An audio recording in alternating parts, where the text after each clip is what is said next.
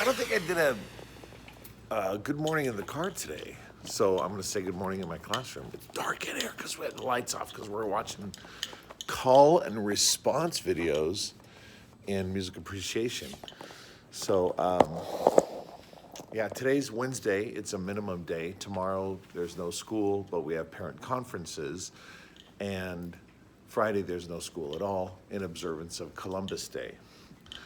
Don't call it Indigenous Peoples Day because it's not about Indigenous peoples. It's about the discovery, the accidental running into North America. Although Columbus really didn't ever set foot on the North American continent, he visited the islands around the Florida area. But anyway, you know what's interesting is Columbus never really figured out. I mean, that's from what I remember from studying this a long time ago. Columbus never really figured it out. He never really understood that he had not gone to Asia. This thing is getting scraggly. Dang. I want to shave it off or trim it down, but I'm trying to do the Santa Claus beard. Trying to get to. Somebody said you should get. Oh, I was at church Sunday, twirling the stash, and some of my buddies at church said you should get some mustache wax and really curl that thing up. That'd be fun. So I got to go by Walmart or something and get some mustache wax. Anyway, happy minimum day to all of you that are watching this, all my students, etc. Minimum day! Hip hip hooray!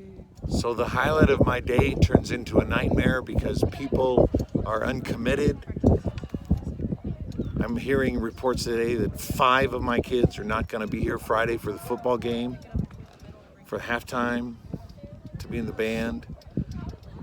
How can a band grow if the members of the band are not committed, if they're not passionate about it, if it's not the most important thing in their school day? I even had one kid tell me, oh, he had a date. What? If I was a man given a strong language, I'd be cussing right now.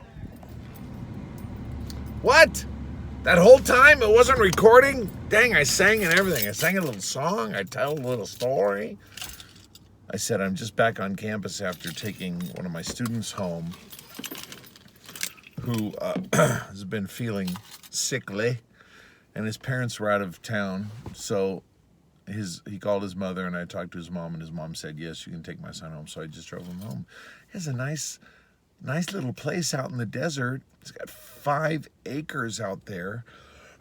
His parents are developing the property. They've got a plaza park situation that they're renting out for weddings and other parties and other things like that. It's got great potential out there. I love it. He tried to get a ride with other students and it couldn't work it out. So, and I told him a little story about how when I was in 6th grade, my junior high band teacher. No, he wasn't my junior high band teacher. I was in 6th grade. My elementary school band teacher was also the junior high band teacher, and he would take me in his own car to the junior high school, and I would practice with the junior high band, and then at the end of the day, I would just get on that bus, because that bus went back to the elementary school to pick up the elementary kids and go home. So it was a sweet deal, but it was such an honor as a 6th grader to play with a junior high band. That was a big deal. But the point, the reason I shared it was like back then, we didn't worry about students riding in cars with teachers because, you know, if there were perverts and bad guys, we put them in jail. Now we don't. Well, we might put them in jail for a little while, then we let them out and we tell them to go to counseling. You should go to counseling, you pervert who molests children. You know, could we bring back the death penalty, please? The reason why evil flourishes is because there are no consequences for bad behavior in our society anymore. It's like, if you commit crime and you actually do wind up going to prison, well, hey, then you have a safe, comfortable place to sleep, and healthy, happy meal times, and free medical care. So, hey, yeah, knock off a gas station and go to jail if you can't afford to take care of yourself. Oh, this world is so screwy. Okay, did I rant a little bit too much? I gotta go inside. I got schoolwork to do. It's 4:35 on Wednesday. I have to be at church at 6. We're recording some demo tracks for the double quartet to learn their parts for Christmas. And I have to get to Best Buy because my hard drive crashed today. Did I tell you that already? Dang. I use iTunes to manage my digital music, movies, and video clips. And when I was DJ for 30 years plus, I collected tons and tons of music. People coming in. This is weird. 3 vehicles in a row coming in the parking lot I gotta wait for. Normally there's no traffic here. Well, anyway, so I have a huge library. At one point it was over 100,000 tracks. Like I was up to like 120, 30,000 tracks. And then I started deleting stuff that I wasn't playing anymore because I had stuff I played just for. Anyway, blah, blah, blah. I've had a number of hard drive crashes. And everybody says, oh, you got to back it up, man. You got to back up your hard drive. And I have a hard drive at home that I was backing it up to, but my desk got so cluttered. It turned into my office/studio, turned into a closet. So I haven't backed it up in a couple months. So I do have a backup, which should have all my music appreciation files and playlists. But here's the deal. I'm really careful with it. It's in a padded sleeve in my backpack, and I carry it home. I don't want to leave it. Should I leave it there? I always think, I might want to listen to something or download something, but I don't. I really should just leave it at school. So anyway, I'm on my way to Best Buy. I can probably be there a little after 5. I'm sure they'll still be open. And I'm going to go up to the Geek Squad and say, hey, can you Geek Squad this? Because it's not like a catastrophic mechanical failure, I don't think. It just would not engage. It would not light up. So I don't know if it's something they can save. So I'll buy a new hard drive and see if they can transfer the contents, because I don't need it tomorrow. Tomorrow we're not doing school. We have parent conferences tomorrow. And there's no school on Friday.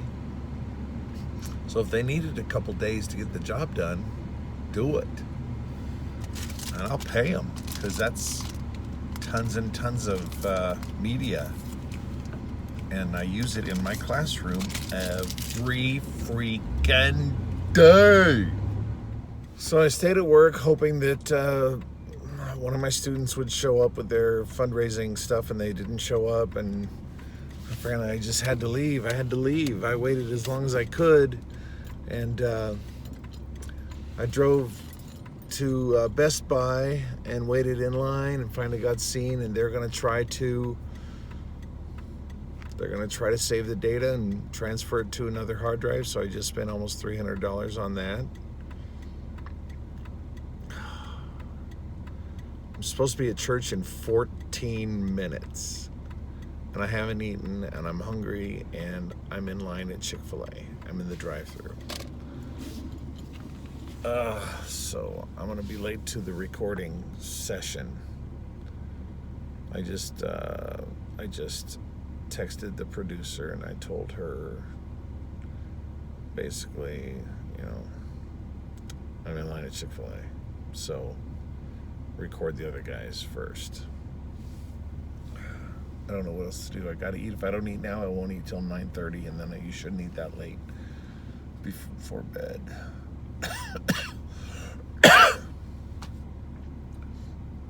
Yeah, there's a nuclear fission explosion taking place behind me. I'm recording parts for a double quartet, singing the different parts so they can listen to it and then learn their parts. So that's pretty cool. I love this stuff. You know, I'm not generally a cranky person, but today's been rough. Emotionally, I guess. Just maybe my biorhythm is at a low. When I was in high school, there was a... When I was in high school, there was a kiosk. Good night, ladies. When I was in high school, there was a kiosk at the mall, the Valley Plaza. We didn't call it a mall. We didn't know what a mall was. We just called it the Valley Plaza. That for like $2.50 or whatever would do your biorhythms. And you put in your birthday, and it would do some funky calculation thing, and it would print out like a computer punch card rectangle, and it would have 3 graphs for the next 30 days, and it would have like 3 data streams, waves, and one of them was like your physical biorhythm, and the other one was your mental biorhythm and your emotional biorhythm. And so the days where they all synced up to be low were supposed to be days you gotta, stay home, don't go anywhere, don't make any decisions, that sort of thing is a bad. And the days where they sync up and they're high, then those are the days to go out there and compete and make good decisions and go on a game show or whatever, take that big test, because those are the days you're going to be primed for success and you'll be awesome. I mean, it was a bunch of hooey, but it was fun to do that once in a while. I remember doing that. And there was another kiosk in the Valley Plaza that for a couple bucks would do a signature analysis, a handwriting analysis, and it had you sign your name, and then you had to write like a simple sentence, and they'd put it in the computer, and it would scan it or whatever, and print out something about your personality. And I mean, it was a bunch of hooey, but it was kind of a fun, silly thing to do. And now today we have Enneagram.